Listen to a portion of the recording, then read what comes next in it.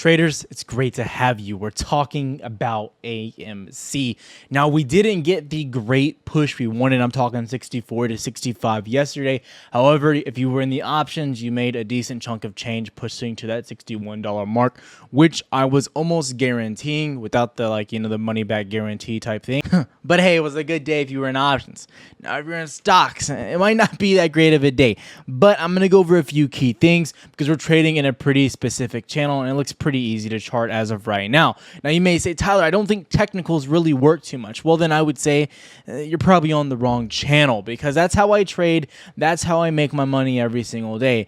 I think the proof is, as grandma would say, in the pudding. So let's not waste any more time. Like, subscribe, do what you gotta do. Let's get to it. I got no drip in my pocket. Must have forgot it, or maybe I... Okay, before I jump right into the content, I just want to say a few things kind of about the community. And no, I'm not talking about the flaming hot chest here coming off the old loins. I'm talking about what's kind of going on with, you got Matt, TMI, maybe even Trey. Now, there's someone that I kind of liked. I liked Charlie. Charlie's vids, he does pretty good breaking down the DTCC rules and stuff that I don't like to do. He kind of covers that content, so I would always refer people to go to his channel. I just want to highlight that I am all for calling out people that are conning people out, taking money and things like that. But where I kind of have a line drawn, in my opinion, is telling people what to do with their money. Now, Charlie did delete the video in his defense, so congratulations. Good job, Charlie. Mad respect for doing that.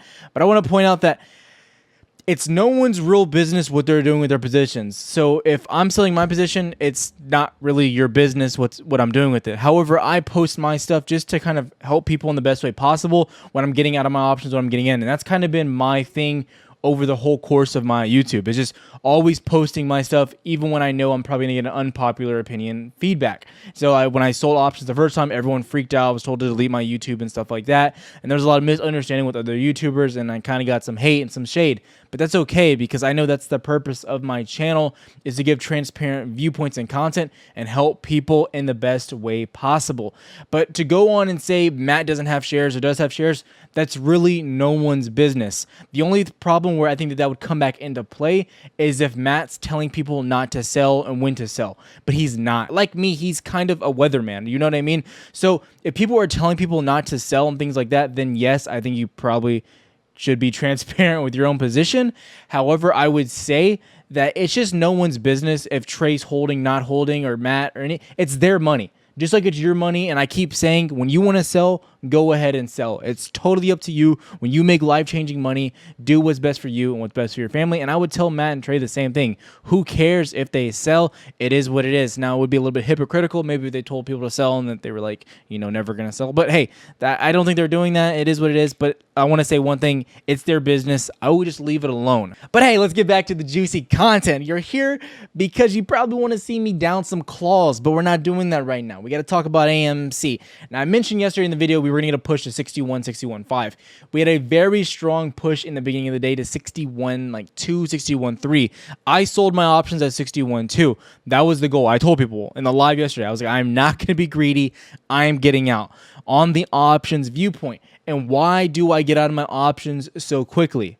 Let's explain. One, you're making a substantial amount on these swings. And then people might say, hey, this is affecting the underlying value of the stock. It is not, because these hedge funds and these brokers are not hedging for these far out of the money calls. You all heard me as well. I bought $100 strikes. They're not hedging for those for next week right now. That makes no logical sense. So please don't say that, Tyler, you're bringing the stock down. That's just stupidity. So then I want to revert back to one more thing. I said that the 64, 64.5 range is going to be really big. That's like the ultimate resistance right now. If you break above 64, 64.5 and hold above that, at least on like a 15, 30-minute chart, I believe you see a high break of $74 within that day or maybe even the next day, so 24 hours roughly. So before I get to the chart, I want to highlight those points. But right now, we're trading in a very key channel. It's very similar to how we traded between March and April. So if you're with me in that time, it looks identical. But you do know after that time period kind of prolapsed, you had a very big push after that. Now, I'm not saying that a huge push is coming. However, I do believe a massive push is coming. But based on the charts, I think one, you can trade a lot of options in this channel.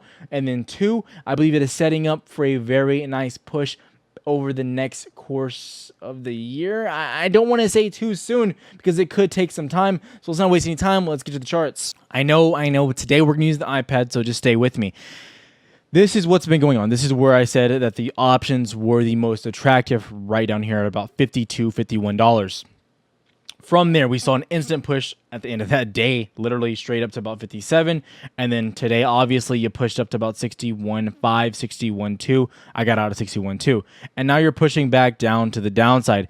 Now, I want to point out a few things. One, US, you are getting a flag. I know people are going to say, Tyler, we're getting a flag. We're getting a flag. Yes, you're getting a flag. It is what it is. Yes, that is happening. I was talking in Discord where I was looking to re-enter those plays. And just to give you kind of an idea on why I sold those. When I sold them right here at 61.2, the options were worth $3.10. Some were worth $3.15. As I was looking to buy more right here, and I actually did buy some in the middle of the day, then I sold back out of them just to get out of them because it was just a stupid buy in my opinion.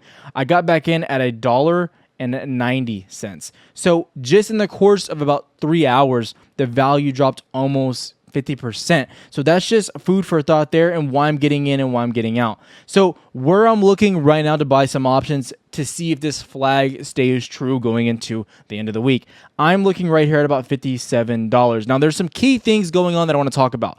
But before we do that, I want to explain $57 is not a hard support. It's kind of a soft support. That does not mean it's going to hold for an extensive amount of time. So keep that in the back of your minds. In my opinion, if you break down below this, I would just cut my options. I would just get out of them because most likely you're going to come down and test that 52, 51.5 range once again. So just keep that in the back of your mind. But I want to discuss something going on with this chart overall too. In my opinion, and let's just zoom out just a little bit so you can see, you are trading over the past 3.5 weeks, give or take, you are trading between $64 and about 51.5. We'll say 51.5. I want to say 52 because most of that price action is above 50. So 52 to $64. You're just bouncing up and down. I mean, literally, you're getting one of your famous George W's. I'm Trey. Shout out to you. But that's what's going on there. That's how you're moving, and you're just trending in this channel. And you really had the same exact movement back in March. Now, this was one of the most boring times for AMC. I know a lot of people got depressed around this channel, and people got really upset when I mentioned that we were going to trend from, the mid of March to about the mid period of April, and it happened. Now, I'm not saying we're going to trend here that long, but it doesn't surprise me that we're just bouncing and consolidating in this range. But it's important to know after March going into May, and then obviously the end of May going into June, you got those massive pushes. That's when you started to really see the volume ramp up, and we're going to get to the volume here in a second. But I think this is leading possibly into the next leg of AMC to the upside, possibly breaking that $74 range. Now, I can't give specific times, but things I'd be looking forward to. You want to see utilization bump back to 100%. That's going to be really big. I think we're back above 90 now. And then you want to see that borrow fee start to go up as well. The borrow fee was the key indicator that kind of got this whole thing started and was the ultimate indicator on why I got into those original options and was making crazy money in really short amount of time. Looking at Yahoo Finance is the easiest way, in my opinion, to check out volume and just look at the past days. You can see we have been just trending down. At the bottom, you're at about 224. You get back to 300. Now you're coming back down to 100 mil. The volume might start decreasing underneath 100 mil, although it is one of the most popular stocks right now to day trade. I'm just saying that. You can just see across all platforms, all news articles, this is like the hottest stock to day trade right now, probably right next to the SPY. So I just want that to be highlighted. So volume probably stays relatively high just based on that because of the volatility you're getting in and out every single day. I mean, today you opened up at 57, bumped to 61, and then you came down to 56.8. Just massive, wicks up and down. So just keep that in the back of your mind that this is a very volatile stock at this moment. However, I would say I think the volume will consolidate in this range, and once it starts to perk up, that'll be a really key time to realize that you most likely are going to start moving back to the upside because it has stagnated a lot, and people are commenting down below and saying you're still getting crazy volume. You're not getting to the crazy volume when we got those pushes.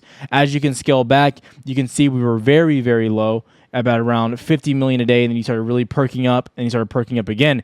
And then once you saw that volume perk up, that's when you started to really see those next level moves. So that's what I'm looking for here to really give me an idea that we're starting that next level push. But right now, just with the low volume, you can't really time when the volume is going to do what it's going to do. But utilization, like I said, and that borrow fee will be two major indicators that, will make you money, in my opinion. So overall, looking at AMC, it's not the worst. I didn't suspect you get that rejected off the weekly open. However, I always do project that you get rejected at least once from those weekly and monthly opens. Those are pretty hard resistances and supports. So it wasn't that big of a shocker, but I didn't want to see us come down to these levels. Where I'm looking to get more options is going to be around the $57 mark.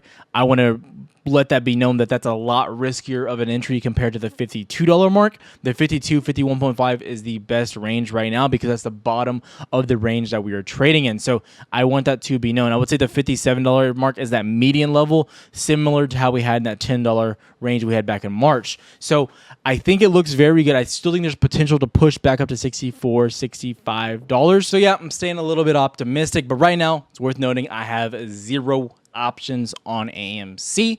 I'm just sitting in the shares that I have, around 750 total, and yeah, it is what it is there. So if you have any questions, please comment down below. I will answer them as quickly and as efficiently as possible. Like, subscribe, do what you gotta do. We'll be back tomorrow and maybe even live tonight. Namaste. I'm about to take off like a rocket. Houston, we might have a problem, but that don't mean